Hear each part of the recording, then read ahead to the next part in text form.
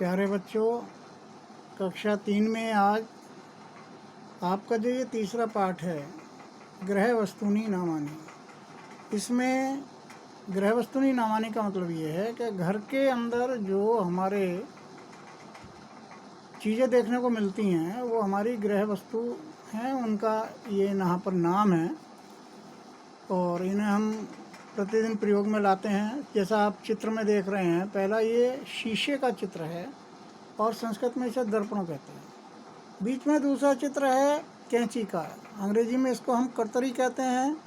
और तीसरा इसी रो में आप देख रहे हैं दरवाज़ा खुला हुआ है, तो इसको हम कहते हैं संस्कृत में द्वारम। बीच की पंक्ति में चित्र है साइकिल का, आप पढ़ भी चुके हैं, संस्कृत में द्विचक्रिका कहते हैं।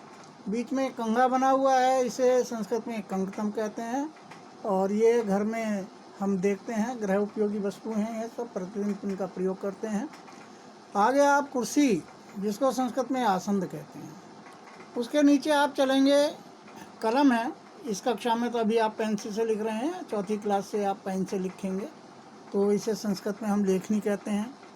बीच में ये बल्ब है और जो बिजली से जलता है, और संस्कृत में इसको हम विद्युत दीप कहते हैं। सामने एक हार टंगा हुआ है फूलों का, माला जिससे कहते हैं, फूलों से मिला करके माला बनाई जाती है। तो ये हमारे अंदर जो हैं ग्रह वस्तुओं के नाम हैं। नीचे आप देख रहे हैं इधर, तो ये वातायनम है, खिड़की, संस्कृत में वातायनम इसको कहा गया है। घर में जो रोशनदान होते हैं, खिड़कियाँ होती हैं हवा के आदान प्रदान के लिए, वातायनम इनको कहा गया है। आगे चलो देखें, सामने एक चाकू का चित्र है, संस्कृत में इसको छुरिका कहते हैं और घर के अंदर पाई जाने वाली वस्तु है, प्रतिदिन इसका प्रयोग करते हैं रसोई में। और उससे आगे अंत में आप देख रहे हैं एक पलंग का चित्र है और संस्कृत में इसको हम कहते हैं पलंग। संस्कृत को पर्यंक, इसका संस्कृत शब्द है पर्यंक, और सभी घरों में है। और पहले चारपाई होती थी, आज डबल बेड हैं। इस प्रकार से इसी के साथ जुड़ा हुआ है आपका ये अभ्यास वर्ग का कार्य है। सबसे ऊपर आप देखेंगे, सबसे ऊपर तो बहुत सारे कुछ वर्ड मीनिंग है संस्कृत में, इनको आप याद करेंगे। और नीचे कोष्ठक में जो चित्र बने हुए हैं उन के नाम लिखे हुए हैं संस्कृत में, तो आप अपने हाथ से एक बना लेंगे। इस समय आपके पास किताब तो नहीं होंगी, एक चित्र बनाने के लिए आप एक वर्ग बना लीजिए पेंसिल से, तो वर्ग कर्तरी है, उसमें कैंची का चित्र बना दीजिए जैसा आप देख रहे हैं। तो अगले वर्ग बना करके पर्यंक, उसमें पलंग का चित्र बना दो, द्विचक्रिका साइकिल का बना दो, लेखनी कलम का चित्र बना दो। नीचे बीच में आप देखेंगे लिखा हुआ है उचित मेलनम कुरु। एक तरफ कुछ चित्र बने हुए हैं, सामने उनके संस्कृत में नाम लिखे हुए हैं। इन चित्रों को, ये आपका अभ्यास कार्य है, आप करेंगे इनको देखकर अपनी पेंसिल से। एक तरफ ऐसे चित्र बनाइएगा, दूसरी तरफ, और बाद में इधर के जो चार चित्र बने हुए हैं, जैसे ये शीशा है, बल्ब है, कुर्सी है, कंघा है, इनके जस्ट सामने बिल्कुल आप देखेंगे संस्कृत के शब्द लिखे हुए हैं, कंकतम, आसंद, दर्पण, विद्युत दीप। तो इसमें सबसे पहले ऊपर जो लिखा हुआ है आपका कंकतम, उसे कंघे से मिलाएं, आसंद को कुर्सी से मिलाएं, दर्पण को शीशे से मिलाएं और विद्युत दीप को बल्ब से मिलाएं।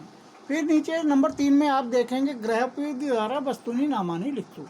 आपके घर में जो भी वस्तुएं आपको दिख रही हैं, ऊपर के चित्रों में जो आपने अध्ययन किया है, उनमें से आपको 10 वस्तु जरूर मिल जाएंगी।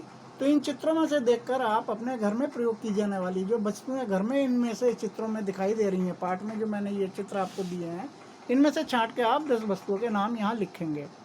प्रश्न नंबर 4 में आप देखेंगे तो कुछ वस्तुएं हैं, उनका क्या कार्य होता है, किस काम आती हैं वो, उनका काम लिखा हुआ है। और पहला है क कर्तरी, कपड़े काटना, और ख छुरिका, छुरिका से सब्जी काटना, फल काटना।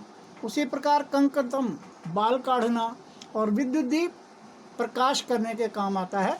इस प्रकार से आपका ये अभ्यास कार्य भी है और साथ में वो मैंने आपको ये पाठ भी पढ़ाया है। बहुत ध्यान से आपको पढ़ना है और कापी पर लिखना है। इसका अभ्यास कार्य और पठन कार्य मैंने शाम को बिल्कुल सारा कार्य आपको इस वीडियो के माध्यम से समझा दिया है।